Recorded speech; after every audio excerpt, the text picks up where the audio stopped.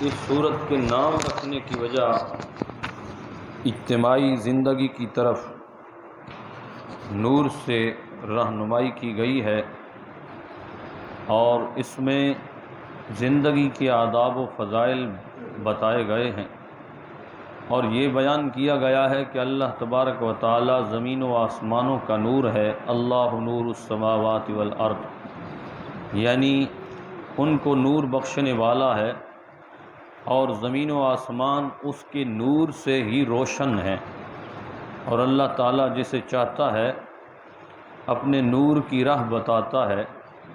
اس وجہ سے سورت کا نام سورہ نور رکھا گیا۔ اس سورت کی مزید خصوصیت یہ ہے،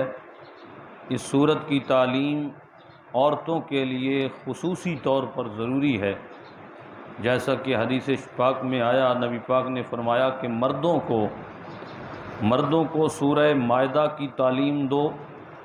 اور عورتوں کو سورہ نور سکھاؤ۔ اسی طرح حضرت سیدہ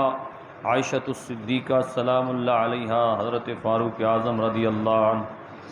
آپ سے بھی یہی قول روایت کیا گیا ہے کہ مردوں کو سورہ مائدہ کی تعلیم دو اور عورتوں کو سورہ نور سکھاؤ۔ یہ ان کی آداب زندگی کے لیے بہترین چیزیں ہیں۔ اس سورت کی ابتدا کی آیات میں حد زنا اور پارسا عورتوں پر عیب لگانے والوں پر حد کے بارے میں تذکرہ ہے۔ جو لوگ اپنی عورتوں پر عیب لگاتے ہیں ان کے لیے 4 گواہیاں ضروری ہیں، اور 5ویں صورت میں لعان ہے، یعنی میاں بیوی کا ایک دوسرے پر لعنت کرنے کا تذکرہ اس صورت کی ابتدا میں موجود ہے۔ پھر اس صورت کے اندر سیدہ عائشہ الصدیقہ سلام اللہ علیہا کے لیے جو الزامات منافقین اور کفار نے لگائے تھے، اس کی برات اور نجات کے لیے رب تعالیٰ نے 18 آیات اتاری، یعنی عائشہ الصدیقہ کی پاکیزگی اور آپ کی برات کے لیے رب تعالیٰ نے اس سورہ نور کے اندر 18 آیات اتار کر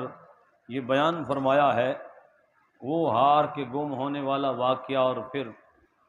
رافضی لوگ اس کو طوالت دیتے ہیں اور مائی صاحبہ کے اوپر عجیب سی تہمت لگاتے ہیں، الیاذ باللہ من ذالک لعنت اللہ علی شرکم۔ تو اس لحاظ سے اس صورت کے اندر رب تعالیٰ عائشہ الصدیقہ سلام اللہ علیہا کی پاکیزگی بیان فرماتا ہے۔ شیخ عبدالحق محدث دہلوی کا ایک واقعہ میرے ذہن میں آ رہا ہے، ذرا توجہ فرمائیے گا۔ وہ فرماتے ہیں میں ہر روز اپنے کھانے پر فاتحہ خوانی کرتا تھا اور اس کا ثواب مومنین کو اور سرکار کے دربار میں پہنچاتا تھا۔ تو خواب میں آ کر میرے نبی پاک نے فرمایا کہ تو جو اپنے کھانے پر فاتحہ دیتا ہے، اس میں خصوصیت کے ساتھ میری عائشہ کا بھی نام لیا کر۔ پوچھا یا رسول اللہ کیا وجہ ہے؟ سرکار نے فرمایا ہمیشہ میں کھانا عائشہ کے پاس کھاتا ہوں، ہمیشہ میں کھانا عائشہ کے پاس کھاتا ہوں۔ تو یہ مومن مسلمان کے لیے بھی ضروری ہے کہ جہاں فاتحہ دے تو عائشہ الصدیقہ سلام اللہ علیہا کی ذات بابرکات کو خصوصی نام کے ساتھ بھیجے، تاکہ سرکار نے جو فرمایا کہ میں عائشہ کے پاس کھانا کھاتا ہوں، تاکہ ہمارا وہ فاتحہ بھی قبول ہو جائے اور دربار رسالت میں بھی پہنچ جائے۔ اس کے بعد اس صورت کے اندر اجتماعی زندگی کے آداب سکھائے گئے ہیں، جس میں گھر میں داخل ہوتے وقت اجازت طلب کرنا،